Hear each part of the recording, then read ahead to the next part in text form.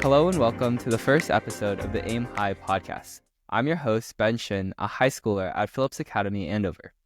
You may be wondering, what does Aim High stand for? It stands for Asian American Inspirers in Management. This podcast is about interviewing successful Asian American executives in the business world. My goal is to inspire and empower the next generation of Asian American business leaders. I'll be publishing a new episode every Monday, so I hope you stick around to listen. Today, we have a very special guest on the Aim High podcast. Please welcome Dave Liu. Mr. Liu is the founder and managing partner of Hyphen Capital, a venture capital firm focused on investing in Asian American founders. Since 2020, he has led over 1,000 angels to invest over $30 million in 90-plus companies. Such companies are Sanzo, MiLa, Persona, and many more. He's a veteran of the technology industry, having founded 2 companies, Expo and FanPop, as well as working at Apple, eBay, Cisco, Yahoo, and Sony. Mr. Liu has also produced the Emmy-winning documentary 38 at the Garden, centered around Jeremy Lin. In addition to all of this, he is an advocate against Asian American hate. He led a movement with an open letter signed by 8,000 leaders, including President George Bush and the CEOs of Google, DoorDash, Zoom, and others. Please welcome Dave Liu to the podcast. Thanks for having me, Ben. Good to be here. Okay, so to start off, since this podcast is centered around being an Asian American leader in business, it is first important to understand each guest's childhood and upbringing as an Asian American, because some of the ideas and values instilled from you from your parents and environment may have helped you become the person you are today. So first, could you maybe explain your childhood situation growing up? Where did you grow up? Did you have any siblings? What were family dynamics like? Yeah, so I grew up the child of Taiwanese immigrants that came over for grad school. They had met in New York City, and I was born in Queens. And I grew up, for the most part, in New Jersey, right outside of Princeton University. And I had a little sister, and we grew up, middle class. My dad was a chemical engineer, and my mom ran her own freight forwarding business in New York. And I went to school in a public school that was, 30% Asian, Indian, Chinese, mostly. And when we first moved out of New York, I actually moved to a neighborhood in Somerset, north of where Princeton was.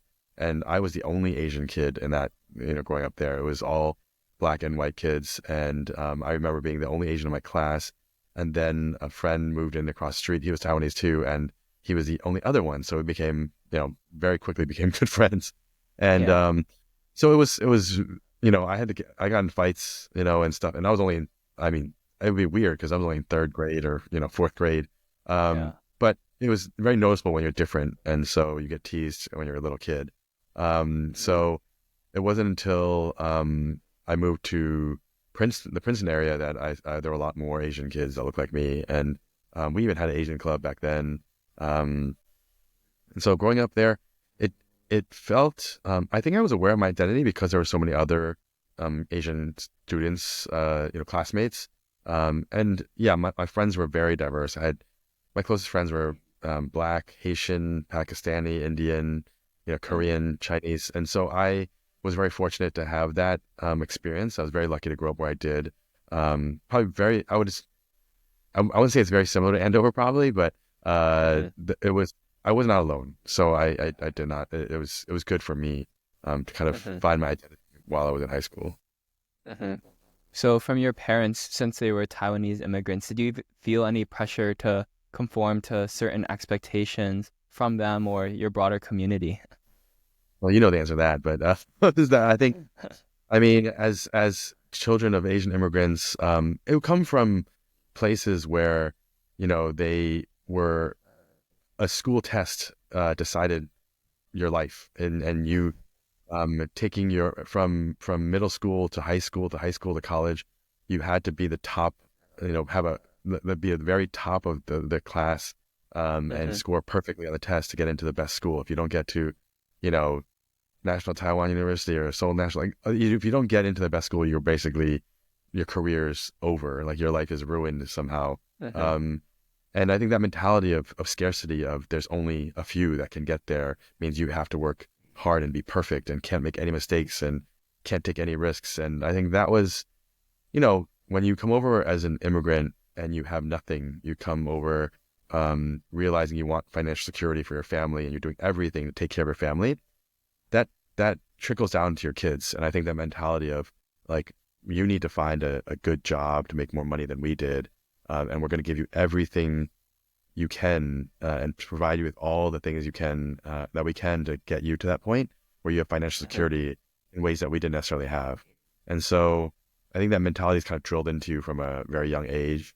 I think I was not, it's funny. Like, I didn't know what I wanted to do. I remember sitting with my dad and he was like, I was in 5th grade, I think. And there was a U.S. News and World Report. And he's like, oh, like, what do you want to do? Like, which one is these grad school? It was like the top grad schools in the world. And, I was like, I don't want to be a doctor. I can't stand blood. I don't want to be a lawyer. Cause my dad was like, don't be a lawyer. They all lie. And then don't be an engineer like me. Cause someone will always be your boss. So I was like, oh, business school sounds interesting like that. I like business. I'd done, Future Business Leaders of America and other stuff when I was younger. And I thought, oh, I'm good at math. I can do this, maybe go into like business. And Stanford was the #1 business school. And I told my dad, I'm going to go to Stanford for business school. So I didn't think it would happen. He actually passed away before I got in. So he didn't know that I did actually get in. But from childhood, that's kind of like the mentality that was drilled into me, like find a job and be successful and take care of your family. And I think a lot of that, that burden of, the filial piety and the respect that you want to pay and for the sacrifice to your parents gave up everything for you. It's hard not to feel like you owe them something. And so, I think a lot of us go through this where whether it's not much positive reinforcement when you're young. They show their love in different ways by their sacrifice for you. But it was very different than I'm raising my kids now. I grew up American, so I didn't have that same mentality, but it's very much not a scarcity mentality for me when I raised my 2 boys. And so, obviously I get disapproval from my mom all the time, seeing how she's like, oh, you spoil your kids. And I mean, look, I do think I probably am a little soft on them, but yeah, I mean, I got hit as a kid and I'm not hitting my kids. And so it's a very different, mentality of trying to get my children to do the things I want them to do. And so do I resent my parents for how they raised me? No, I think it was how they were raised too. And so they didn't know any different. And I mean, I think it was their way of disciplining and getting me focused to achieve my goals. And, I probably needed that discipline. Otherwise, I don't know, I would have probably gotten into some trouble. But I think that's the mentality I think that they had with me. Yeah, and how do you feel like your parents' own experiences of immigrating influence your idea on work and what success will look like for you? Yeah.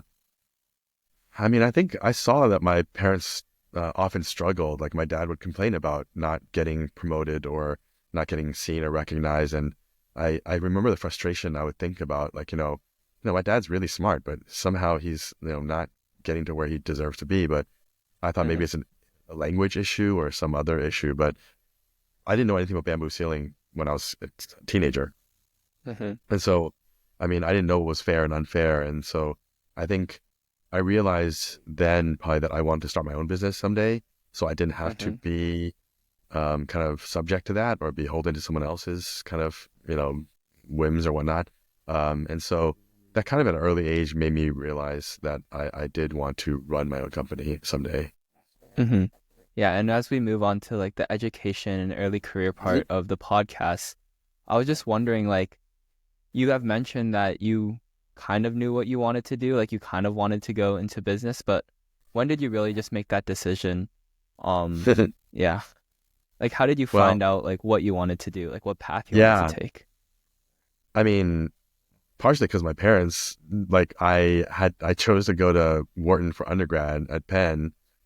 It's because they wouldn't have paid for a liberal arts education. And so I was like, they're like, you have to, choose a school that will get you a job after. And so I went into a business school undergrad at 17, not knowing if that's necessarily what I wanted to do.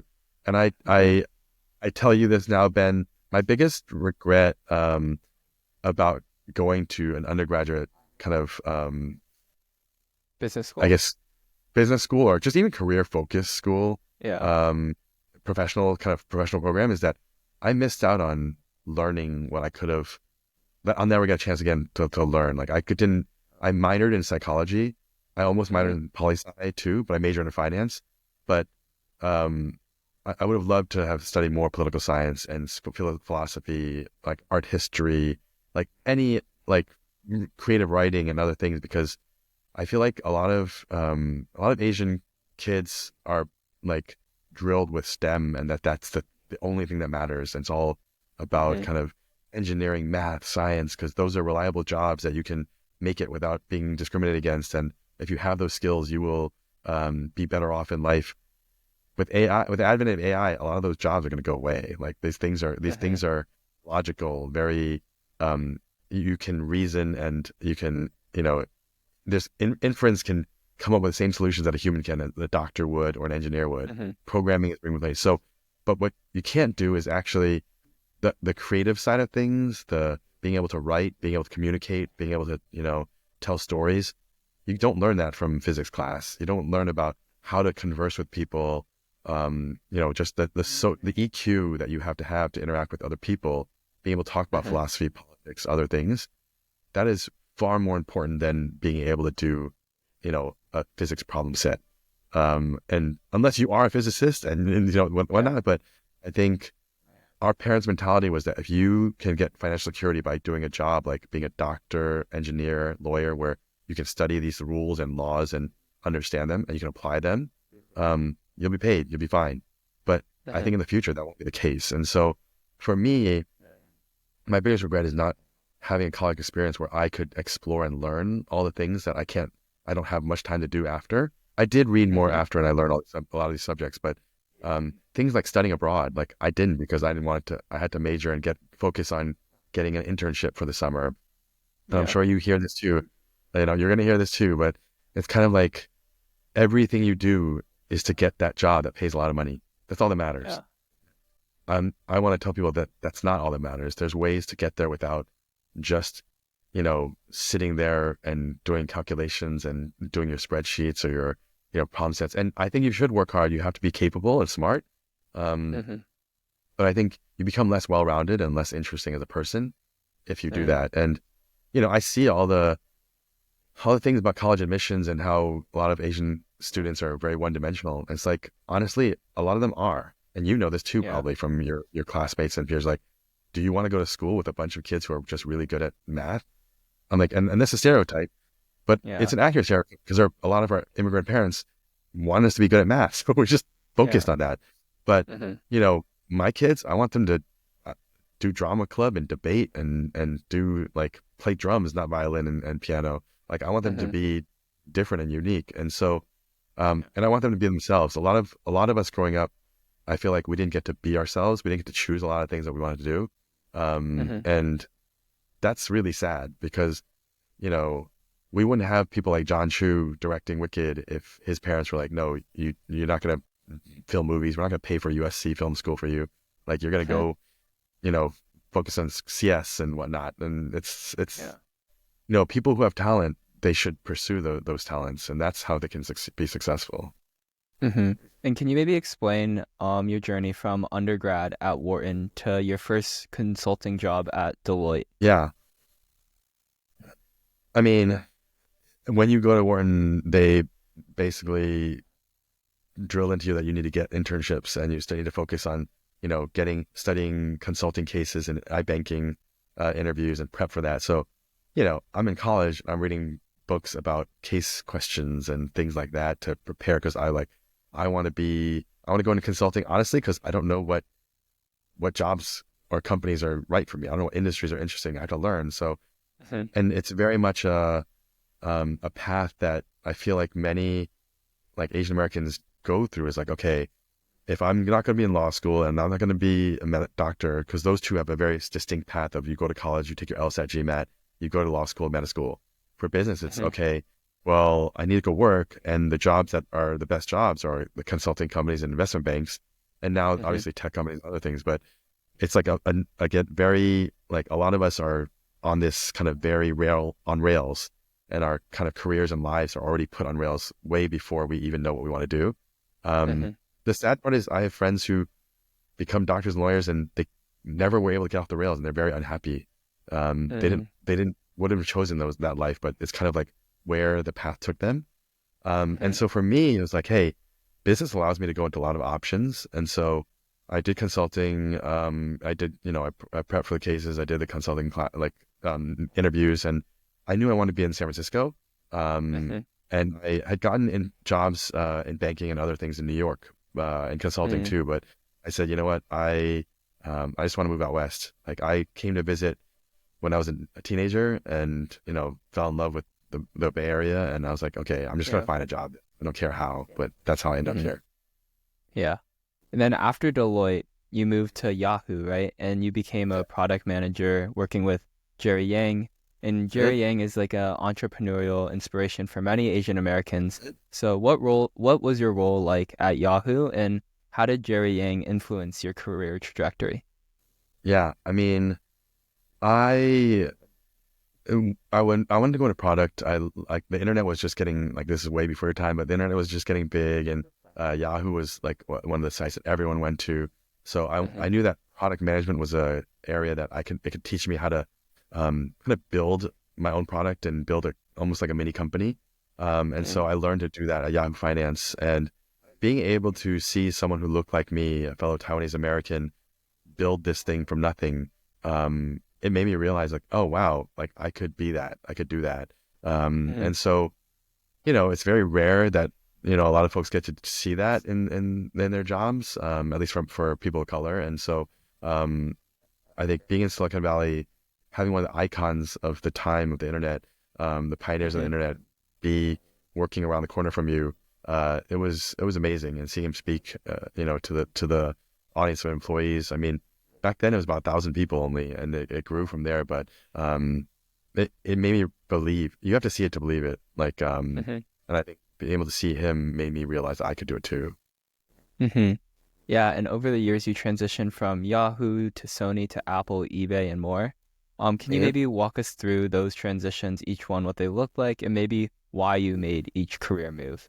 Yeah, well, so for personal reasons, I left Yahoo because my dad passed away. So I moved back to the East Coast to take care of my mom. I joined Sony, did biz dev there, and that was a really fun job. I got to go to Sony Music, and I saw Will Smith in the elevator. I got to go.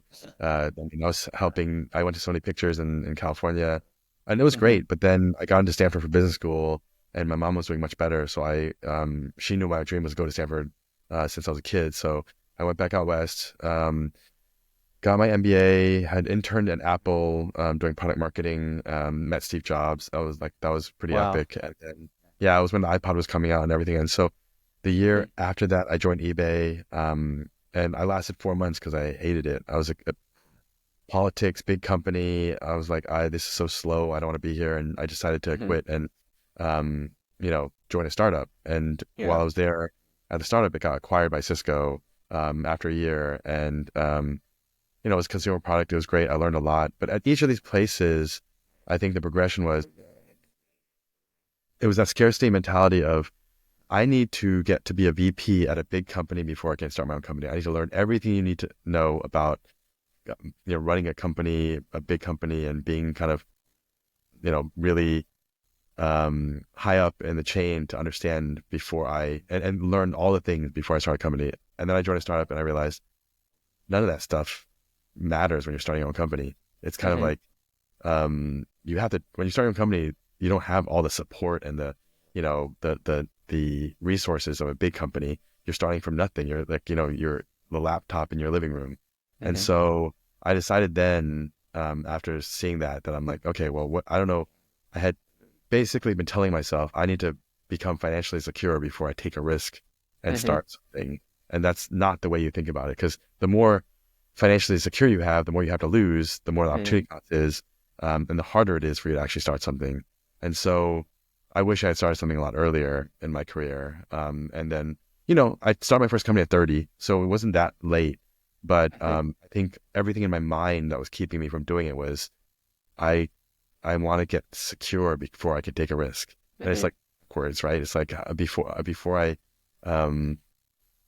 take the leap, I need to make sure there's a big cushion there. And it's something that we all grow up with. It's like, don't take risks, because if you fail or if you make a mistake, it's going to be disastrous. And, that was stuck in my mind, and until I took that leap and realized, oh, I'm like much happier doing this. What was that startup? So that was FanPop. It was FanPop. Yeah, I learned some stuff from eBay, and realized that like we were paying affiliates all this money to drive users to eBay. And I was like, you can make money doing this. And I was meeting all these like these entrepreneurs we were paying so much money to do this. And I was like, oh, I could build something for this. And so I started tinkering on the side, and I built it, and it grew, and it's like 40 million users a month. And it was entertainment based. We were selling campaigns to like Coca-Cola and Walmart and movie studios. I got to interview people like gosh, a lot of different celebrities, Seth Rogen and people like that. And it was pretty cool to be in that world. But it was something that, I just did with a few guys, and raised a few, some money, but it grew and grew. And that was a lot of fun for me. Yeah. And more questions about FanPop. Like, you kind of mentioned what inspired you to create it, but how did you actually create it and then start growing it to get to like 30, 40 million users? Like a month? No, I mean, a lot of it was just look as a product manager and having that background. I started with another colleague of mine from Yahoo, a friend who was a product manager with me, seeing what opportunities there were out there. It was like SEO was very big. We created a niche kind of. What is SEO? Oh, search engine optimization. So when you Google something, it's like, if you have content that people are looking for, that's unique and quality, Google will direct people to your site. So we were focused on letting users who were passionate about like niche subjects, like back then it was Harry Potter and Twilight and other things. If they write fan fiction or created fan art or, submitted links or content or videos, it would show up in Google. So we were like, okay, well, let's give them the tools to build these things, because they have community and they're passionate about these things. So let's let them build that community around the content they make. And that drove a lot of users to the site. It was like Reddit before there was Reddit. And so it was, through that we drove in a lot of users, and then we started monetizing that through ad campaigns. So, it was really fun, because we only had 4 guys and we were doing this, and we had like 40 million users a month. It was huge. Wow. Yeah. What was your favorite part out working at FanPop and like growing it?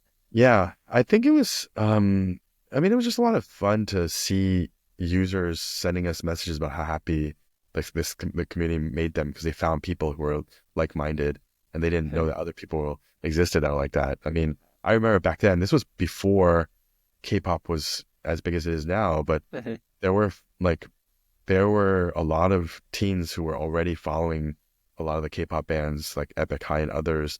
And I noticed, I'm like, none of these people are Asian. It was like Black Hispanic girls, teenage white girls. I'm like, it was crazy. I'm like, they didn't understand the language, but it was starting. This was back in 2010 or like something like that. And so it was just very fascinating to see the trends that were happening. And I was big into entertainment already. So for me, it was a lot of fun to be able to kind of build something that that I really enjoyed myself. I wasn't into Twilight so much, but still, it's fun to see people really happy about finding other people who love Twilight and connecting. And what was the biggest lesson you learned from your time at FanPop, starting your own company? I think that I realized that we had a few offers over time to sell the company. And I think every time we thought, okay, we can keep getting bigger. We can keep getting bigger. I think, I realized that if you take a single or a double, it's not a bad thing. I think if you always are hoping for a home run, you could lose all of it. And so I wish I had probably, maybe exited a little earlier and then started another thing that, but probably lasted too long. One of the things we didn't do was that when smartphones came out, we actually thought we could just create mobile responsive websites and not actually build a native web app. And that was really what stopped the growth. If we had figured out how to build an app and focus on that, it would have made a big difference. But hindsight is 2020. And I don't regret what we built. It's it was awesome to go through that. And then can you maybe explain your transitioning from leaving FanPop and now going to your roles as founder and managing partner at Hyphen Capital and also co-founding Expo too? Yeah. So after leaving FanPop, I was actually helping another friend out, Curtis Lee, Korean American founder who built this kind of on-demand valet service, and I was helping run marketing for him. And then I realized I need to start my own company again. So that's when my friend Will and I started another company called Paired. It was he Stanford, Filipino American Stanford graduate who was pre-med and decided to go to culinary school after. Yeah. So his parents were not happy. His parents were doctors. He moved to New York, went to French Culinary Institute, became a chef, worked with, for his first job out of school as a prep cook for Thomas Keller at Per Se, working with Corey Lee and other really amazing chefs. And then he moved to California, worked at French Laundry, and then decided he wanted to. And Thomas Keller was like, "Oh, you're Asian. You went to Stanford. Why don't you run our IT department?" Because I think he realized he wasn't as talented a chef as he thought he would be. And so, but then he started a restaurant, fast casual restaurant chain that was kind of Asian, kind of inspired bowls and banh mi's. And so, doing that, he realized he was basically running a staffing agency because he had to keep finding people and hiring people and firing people. And so through that, he wanted to solve the problem by just basically, I wish I could get a kid from the sandwich shop across the street to come in and fill in a shift so I don't have to drive down here when someone walks out on me. We built that into an app and grew that we raised $30 million, grew that. We filled 200,000 shifts in New York and San Francisco. You can read about the New York Times and Washington Post, but it was like a new way for restaurant workers to find kind of gigs and fill in and make extra money. And it was amazing, but then COVID came and it kind of flipped it on its head. Supply wasn't needed anymore, and demand, they didn't need the staffing anymore. So we pivoted to an AI software platform for restaurant chains that we rebranded Expo. But again, it's, that whole adapting and surviving is so important. Oh yeah. So at Expo, because you guys are partnered with restaurants like Popeyes, Burger King, CAVA, Wingstop, some huge places. What is your end goal with Expo? Or what's your long-term vision for the company? Yeah, I mean, Expo is an amazing solution, AI solution for restaurants to basically find the problems they're having in each restaurant location and then offer suggestions on how to solve them. And I think we believe that if every restaurant had this solution, they'd save a lot of time, money, and they'd generate more sales because we are actually identifying, actionable solutions for them to actually fix the things that are wrong. AI is a way, a lot of these restaurateurs, they're not business analysts and they're not data scientists. So if we can kind of help alleviate the pain by telling them exactly what they need to do, don't order so much ketchup, or don't schedule so many hours of staff at 11 a.m. because you don't have any business then. Things like that, that can really turn a business around and make them much, much more profitable and efficient. So I think in the future, all restaurants should have kind of an AI analyst to tell them exactly what to do. Oh, that's so cool. Yeah. And were there, you mentioned COVID, how that was kind of a turning point, but were there any other specific moments where you doubted the direction of where Expo was going and you had to maybe pivot slightly? And what lessons did you learn from those experiences? Yeah. I mean, I think it was hard because building a marketplace is hard. And we started in San Francisco, we launched in New York, we're getting traction in New York, and then we launched DC and Philadelphia. And it was harder, much harder. Every time you start a new market, you have to start over again. And it was very challenging. And so I think learning that lesson, and I've written some essays about it, but marketplaces are hard because you have to kickstart them again and again, unless you only have one online marketplace and, you can find supply and demand. Doing local marketplaces is very challenging. So I think I learned that that's something that now as an investor, when I see something that's very local, it scares me because I've kind of have that scar tissue, but I learned a lot from that. And I think, you have to be resilient, you have to be creative. But it was like restarting a new business in every city we launched, and that was not it. Yeah. And what were some of your biggest success stories for Expo? Yeah.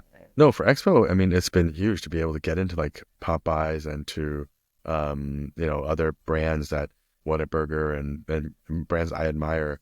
And, we're constantly talking to folks all the time that really seem to get what we're doing. So yeah, I mean, I think for me, it's getting big brands to actually trust a startup like ours to help run their business. And then just hearing the testimonials from them of how much it's helped is huge. Yeah, and what has been your favorite part of being in that startup, growing it, and seeing it be so huge now? I mean, I think it's the relationships I've built over the years with all the kind of the team and even just from the clients, and just hearing when you're helping someone, they are very grateful to you and they tell their friends about you. But seeing how kind of loyal and committed the team has been really amazing. I think you build something out of nothing and you have employees who will walk over hot coals and to help you. It means a lot because, when you're a founder, you have nothing but your dream to build something. And, a lot of these folks, they could work anywhere, but these really smart and amazing people come work for you and they stick with you through the good times, but also the bad times. And so I think that says a lot about, learning how to become a leader and, just inspiring people. And also, as we now talk about Hyphen Capital and your role there and what it does, I was just wondering, to give everyone some context, can you maybe describe what Hyphen Capital is and then your role at Hyphen Capital? Yeah. So the story of Hyphen is when I was a founder at FanPop, I realized that there was no real community or network of Asian American founders here in Silicon Valley. I think there was a strong community of, Indian immigrant founders, Chinese immigrant founders, Black founders, Hispanic founders, women founders, but there was nothing for Asian Americans. And I thought, you know what, without a network, you can't succeed. You need those connections to introduce you to investors and hires and, all sorts of, people, customers and clients. And so I decided, you know what, I'm going to pull together a few of my friends who, I know, but they don't know each other. We'll have dinner. And it was 8 founder friends. And we, had amazing dinner, everyone connected. And I saw the need being filled. And so I grew that out to about 200 founders here in the Valley. Yeah. So it was amazing to see. And by that time, over the years to 200 founders, we had founders like, Tony Xu from DoorDash, Eric Yuan from Zoom, and, Eddie Kim from Gusto and other Asian American founders that have become very successful and they're all helping each other out, investing each other, supporting each other, giving advice to each other. But during the pandemic, it became a lot harder for people to raise money. The pre-seed, seed, early stage founders couldn't, because a lot of the investors just stuck with who they knew in real life. They didn't want to, they didn't want to invest via Zoom. They were afraid to go to coffee with founders. So it became much harder for founders of color and women to actually raise money. So I said, you know what if we just pulled a few SPVs together? That's a special purpose vehicle where you can create a company, just invest in another company. And so I said, let's just create a couple of these syndicate SPVs and help 2 or 3 companies out, get them through the pandemic. We had 60 friends I put on there, and I wrote an essay about why it's important to do this. And it was because Tony Xu and I went to a meeting from this nonprofit called Ascend for Asian executive leaders. And they showed the data about Silicon Valley and how, 51% of, 8 tech companies are Asian employees, but only 20% are executives, and their white colleagues are promoted 4 times more likely than they are. And I was like, that's not right. So the only 2 companies that didn't have that disparity for Asian executives were Pinterest and NVIDIA, and both were started by Asian American founders. So for me, it was like, okay, well, in my essay, I wrote, if we can't, make it because of the bamboo ceiling, then why don't we just build our own houses? And said, let's invest in Asian companies. And I was sending that essay I wrote to just our group. And the essay was to see who needed money, who wanted to invest. It was supposed to be for our group of 200, but it kind of, it got shared out publicly by another founder, close friend of mine. She shared it, and it ended up, I was like, oh no, this is not great. And so I ended up having to write an explanation on LinkedIn and Twitter, because I had been so vocal during Black Lives Matter, George Floyd, about the Black community, and it was okay to speak out against that because it's very obviously wrong, it's happening. But when it came time to actually speak up for the Asian community, I was scared because as Asians, we're almost taught not to speak up and like not make ruffle feathers or bring attention to ourselves. And so I almost wanted to delete it and be like, oh no, like I don't want to bring attention to myself. But then I thought, no, if I can speak up for other communities, why can't I speak up for my own? And I decided to just write this explanation on LinkedIn and Twitter about how a lot of Asian, founders are, immigrants, are children of immigrants. We don't have trust funds. We can't, it's not easy for us to take these risks. Our parents are ashamed of us because they sacrificed everything for us to go to, fancy schools and to get fancy jobs, only to quit them to start a no-name company they never heard of, they can't brag to their friends about. So, having someone invest and write a check to you is a big deal to someone to believe you, because a lot of times you're still paying rent or school loans because you don't have, a rich uncle who's going to get you a job if it doesn't work out. And so for me, it was, how do I help these founders out? And a million people viewed that post on LinkedIn and 1,000 people want to invest. And so we had hedge fund managers, lawyers, surgeons, they all want to invest. And, I have folks like an assistant coach of the Orlando Magic that's an investor. Wow. And we started investing in all these companies, and it made me realize, like, I don't need to ask permission to do these things. Like, I just make it happen. And instead of, no one's going to give it to you, you have to take it. And that's what I tell people. It's like, you have to go and get it. And so, I'm very grateful to my friend for sharing the essay, even though I did not want her to. I was scared. But it changed my life. I mean, I started doing that and realizing how much impact I could have by mentoring the next generation of founders and helping, find them capital. And again, it was a marketplace, finding supply and demand and helping them out. And that's how Hyphen Capital was born. And since then, I've raised an institutional venture capital fund. So it's not a syndicate anymore, but it's focused on early stage pre-seed seed founders. So what do you do, like, specifically right now for Hyphen Capital? Yeah, so I'm the solo GP, solo general partner, and I obviously I raise money for the fund, but I source and find deals to invest in early stage software companies. So a lot of my time is spent, meeting with founders and learning about different spaces and trying to identify companies that I should that will hopefully be the next big thing. And as you work with a lot of founders and try to find, like, the next big thing, what are characteristics or traits you believe that are essential for someone to succeed in fields like entrepreneurship? Yeah, I mean, grit is something that everyone talks about, but I think you can see it in someone's career path and where they've been and what they've gone through. I think understand that this is not an easy journey. It's very, very hard, and there's many, many low lows. And so you need to find someone who's resilient and can get through that. I think another thing is I look for kind of expertise in a domain. So I think so many Asian American founders I meet, they're constantly working for someone else, and I want to find people who really know an area very well and solve a problem that they know very well. So they're experts in areas that they can build a product in, solve a problem they have. What are some standout stories or companies that you've invested in that have done really well? So let me think. Some of the ones I never thought would have really blown up, but like MiLa, it's like a Xiaolongbao company. Yeah. Frozen Xiaolongbao company.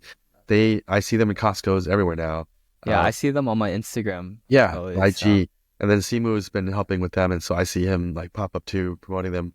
Yeah. But that, there's a couple, a married couple in Seattle that started a dumpling restaurant during COVID, and it was obviously not doing well during COVID, so they decided to enter this market and do frozen dumplings, and it kind of blew up from there.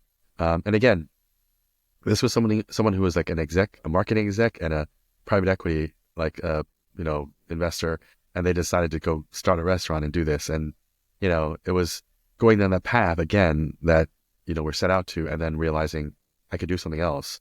But that story is always so inspiring to me because they started from a little dumpling shop, and now they're in Costco's all over. And, I think there are a number of other companies that I see that are like really one I think is a resilient story is a woman, um, Korean American founder that started a company called Hemster. And it was like they used to like do tailoring for retail.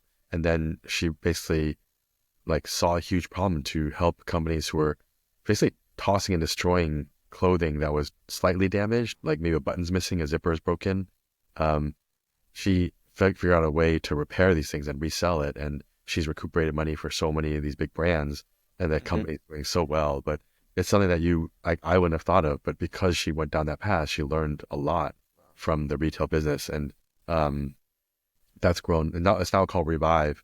But Allison's like an amazing founder, and she pivoted and she did it like he's just so resilient. And I think those are the type of founders I love meeting because they figure out how to solve problems, and that's what's so most important for a founder. Because I don't know too much about like investing in like venture capital. What Yeah. does that actual process look like of you meeting founders and Yeah. then investing in them? Yeah. So, I mean, it's basically you meet with a founder, they share their story, they share their kind of business idea. There's probably a deck that's involved that explains what their like the problem is and how they want to solve it, why they think they should be the person to solve it. And then, you know, you basically decide, hey, this is a big enough idea. The space is big enough. This is the right founder for it. This is the right product for it, the right solution for the space. And then you make a bet on that. It's basically a bet. And then you kind of decide to invest a certain amount of money into the company. And then as the company grows, hopefully it goes public or gets acquired, but then, you get paid back after a period of time. And so it is about making bets on these founders and, not all of them make it. Most of them don't make it. But you always hope for the ones that do. And what you can do is try to de-risk and try to find the bets that you think can be the biggest. Yeah. And you kind of mentioned what you look for in the person, but what do you look for in the company and like the potential for growth when you're trying to invest? Yeah. I mean, I think it's when I look at it, it's like I try to see how big the opportunity is. Is there enough customers out there who would want this? Can they spend enough money will they spend enough money to buy this? Is it something they need or is it something that's nice to have? Is it in startups we call it like a painkiller versus a vitamin. If it's a vitamin, people don't have to pay for it because they don't need it. But if it's a painkiller, people will pay and they'll find a way to pay. And so you kind of think about those types of things. Like, is this solution something that people really need? Is this product something people really need, or it's a nice to have? And then matching that founder to that problem is like, is this the right person to be solving this problem? Do they understand this space very well? Or are they doing it because, they want to do a startup and like, this is the idea they came up with. But I'm like, well, if I find a person who is, a lawyer trying to solve something in like medicine, I'm like, that do they really know like this space that well? It's the right person for it. It might be the right problem, but it might not be the right person. So that's another thing you have to look at too, the match. And what is your vision for the future of Hyphen Capital? I mean, my goal is that, I build Hyphen to a place where, Asian founders are seen as leaders, and it changes the narrative that Asians can't lead, which is a big reason why they have the bamboo ceiling. It's like, oh, well, Asians don't make good leaders. They're not, they don't inspire people. They don't, they don't kind of, they can't build big businesses, but I can prove that many have. I mean, Jensen Huang has built the biggest business in the world right now. So it's kind of like, how do you change the narrative around what Asians can do? And then also for me, it's seeing a lot of inspire the next generation too, folks like you guys, to believe that it's possible. The more stories I have of DoorDash and Zoom and, Fitbit and this and that, all started by Asians, then the more young people will say, oh, I can do that too. It's like Jerry Yang was for me. I want a lot of Jerry Yang out there to inspire people. Yeah, that's so cool. And as we kind of transition to some of the challenges and overcoming obstacles you may have faced as being an Asian American, there are leadership roles, like you mentioned, when it comes to being a leader, an Asian American leader in business. So what were some of the obstacles you may have faced in your industry due to your background?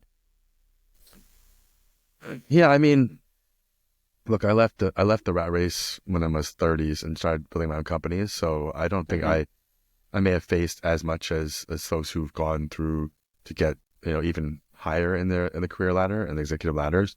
Um, but one thing I've seen is that, raising money has not been as easy for me. I think without that network and the connections, it's not, it's hard. But I think it, as an Asian American, I think a lot of us struggle with kind of that self-doubt and having that confidence, and I think that makes a big difference in leadership. And I've written about it, about finding like how we can be better about gaining power, and a lot of that Mm-hmm. is kind of breaking rules, being more getting out of our own way, and having like not having that mindset of you know believing that like, oh, this is not something I should be doing, or being very apologetic about things, or being so. I think I see a lot of founders underselling themselves, and I feel like Mm-hmm. sometimes I fell into that trap too, but not anymore. I think it's something that I've learned over time. Is like, you have to um, kind of own who you are and not care about what other people think of you. The more you keep Mm-hmm. worry about what other people think of you, the more you're gonna be held back. So for me, it's like, how do I, um, you know, just put myself out there and be me and be vocal about it, and not kind of be in self-preservation mode all the time. Because I think a lot of times, a lot of Asians are worried about what others might think of them, or, you know, they look for approval from others because they got approval from their parents. And so that's something I don't want to be concerned with anymore. Mm-hmm. And since you're in the venture space and often work with startups founded by Asian American entrepreneurs, what are some unique challenges that they face in this space? Yeah. I mean, I think for them, um, fundraising it can be an issue. I mean, I know that there are a lot of tech companies that are founded by Asians that do raise money, but there are many, many that don't. And a lot of it's because they don't have the networks. Like I mentioned before, if they aren't out there building the networks and relationships, um, if they don't have the EQ to actually interact with people and talk about, Mm-hmm. stuff, then and be comfortable with that, um, they can't build the relationships to raise money. It is very much you have to put yourself out there type of thing. And I think that can be hard for a lot of folks who aren't used to that, Mm-hmm. who aren't used to putting themselves out there. And that's something that I see a lot of Asian founders struggling with, is putting themselves out there, but also the fear of rejection. If you're trying to raise money, you are going to get rejected a lot. And so when, as an Asian, when you are afraid to fail or be rejected by something, that can hold you back. So I think there's something there about kind of that feel of failure and taking risks can be very detrimental. Mm-hmm. And your work, including that Jeremy Lin documentary, shows a clear commitment to uplifting Asian voices. How do you see storytelling and representation helping address some of these barriers in the community? I mean, I think storytelling is everything. I think you see it on my LinkedIn today, and I just post at least, with a birthright citizenship. I share the story of Wong Kim Ark, and he was the first person who fought in the Supreme Court to be recognized as an American citizen, because they basically would not let him back in the country after he went to go visit his parents, and he was born in San Francisco. Mm-hmm. But again, it's how do you tell those stories and make people care about them? Jeremy's story was important to me and meant so much to me that I flew out and watched games in person in New York from San Francisco, because I Mm-hmm. was watching history happen, and I was a Taiwanese American Ivy League kid that couldn't ball as well as him, but seeing someone that looked like that make it to my team, as my childhood team, the New York Knicks, Yeah. and show up, and the whole world being mesmerized, that is a story that I want my kids to know. But it was 10 years ago, now 12 years ago, and they won't Mm-hmm. get to see that, that moment. The whole world watched and was captivated. And so I wanted to capture that in that moment and share like that with the world, but also show like what the odds he had to go up against. And, again, it was, we filmed that at a time when Asian hate was very, very prevalent. And it was good to hear the stories of what that meant, because I think a lot of people from other communities don't know what we went through. And so Mm-hmm. I think it's important for people to, you can't have empathy if you don't learn and understand other people. And so stories are what help people understand and learn about other people and put their experiences front and center so you can really relate to that.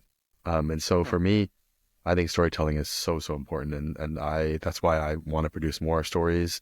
And I see people like John Chu out there who are telling stories that Wicked is an incredible movie, and he's just a really brilliant, gifted storyteller. And from Crazy Rich Asians to all the Step Up movies and other stuff he's done, I want to find more filmmakers like that who can tell our stories too. Mm-hmm. Yeah. And just to mention, I'm just curious about the process of working with Jeremy Lin and filming that documentary. Like, how did that come about, and what was your favorite part on working on that project? Yeah, I mean, it was hard because they wouldn't they went to studios and with the idea, and a lot of them weren't interested. They're like, I mean, I'm sure they thought this 10 years ago, he's washed, he's not even in playing anymore, who cares? But they didn't realize how much it meant to us. And so I think being able to pull the money together to fund that and make it happen was amazing. I think that, to me, it just showed, again, don't ask permission, just do it. And HBO saw some of it, the footage, and they loved it and they bought it, and then we won an Emmy Award for that. And I mean, I was sitting over here now and I'm like, I don't know that I would have thought that this is something that I would have ever done. But the best part of the process, I think, was being able to become friends with Jeremy and get to see him embrace becoming a leader. He just wanted to play ball. He didn't want to be the Asian basketball player, Asian NBA player. He just wanted to play basketball. He didn't want to be an NBA player. But as he's gotten older, as he saw the impact of this movie on people, he realized oh, I didn't, know how much this meant to so many people and why it meant so much to so many people. And so seeing that happen was an amazing process. And I am really grateful to even be part of this. Yeah. And as we move on to the last part of the podcast about advice and inspiration, what is one piece of advice you give young Asian professionals who want to break into higher level business roles? I mean, I would say you have to be okay with failing. You have to be okay with rejection. You need to, as an Asian American, you have been raised to fear making mistakes and failing. You cannot make it through life that way. You never succeed if you don't fail. It makes you more resilient. It makes you learn from your mistakes. It makes you better. And then you get up and try again. And I think if you are constantly afraid of failure, you will hold yourself back and you will avoid doing the things that you need to. And so I think that mentality of fear over kind of taking a chance on yourself or betting on yourself is definitely going to be harmful in the long run. So whether it be in a corporate job or starting a company or producing a movie or doing whatever, you have to, take that risk and hope that, it goes well. But if it doesn't, it's okay. It's not the end of the world. You just start over again and kind of, I think that mentality will help get you pretty far. Mm-hmm. And what advice do you have for aspiring entrepreneurs who want to pitch their startups to Hyphen Capital or other venture capital firms? What should they try to work on or focus when pitching? I mean, it's make sure the pitch deck is very tight, but more importantly, the storytelling. And make sure you know how to tell a good story about your idea, your business, about yourself, about why you are the right founder to solve this, about why this needs to exist in the world. If you can do that well, people will listen, and you just have to convince them, that person who's writing the check, that your story matters and is valid and will make them a lot of money. So, yeah. And you talked about mentorship, you having mentors, and also you now mentoring the next generation of Asian American leaders. What was your relationship with your mentor or mentors? What did that look like? And what advice did they give you that you now use? I am very big about promoting mentorship, but I myself didn't have any formal mentors. Yeah. I've had many informal mentors that I've looked up to. I used to meet with Guy Kawasaki, and he would give me some advice, and then some other folks who were CEOs. And I think it's just kind of I almost have a piecemeal mentor from different people's conversations I have. But my advice to folks who are are looking for mentors, and the benefit of mentorship is that they provide a roadmap, and they give you feedback on your things that you could be doing better. And I think that's something that if you're honest with yourself, like, you need to be vulnerable and be okay with getting better. If you always think you're perfect, like, and you aren't, you'll never get better. And mentors help you see that, especially trusted mentors that you respect, because you'll listen to them, and then you'll, working with them will make a big difference in your career, because they can give you the feedback and advice that you need to hear. So what is some advice that you give to some of your mentor or your mentees now? Yeah.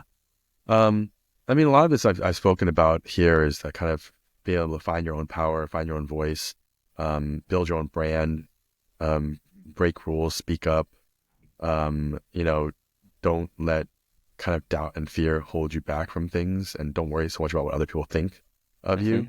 I think a lot of these things are things that I push upon that are just really important to not to speak first in meetings, or always have speak up in meetings so that you're seen and recognized.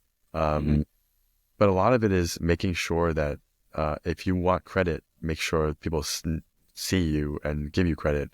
It's not just going to be given to you. That's something that we were raised to believe, that if you work hard enough, it's a meritocracy, so you'll get credit for it.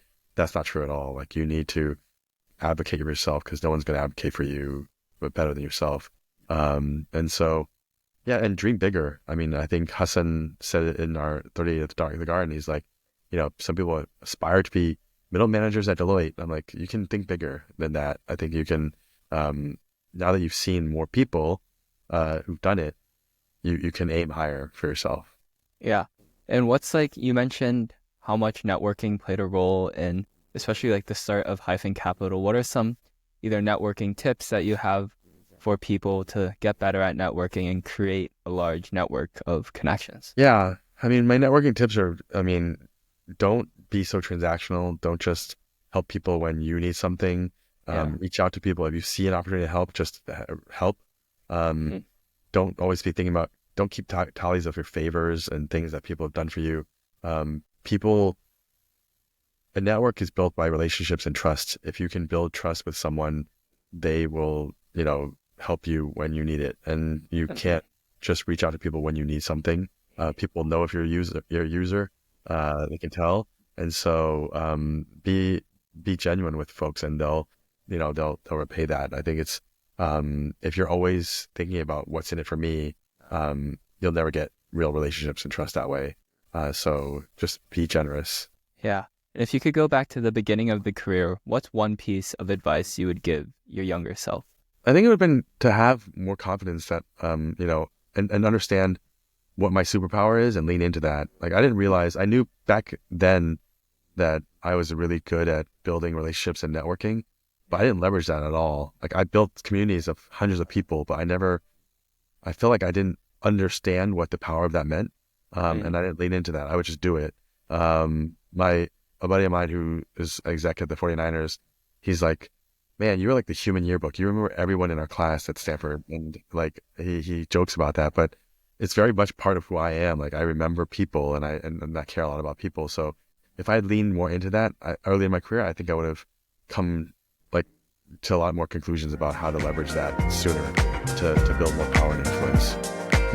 Well, thank you so much for your time today. It was really great talking to you. I really appreciate it. Thanks, Ben. Good to be on. Thank you.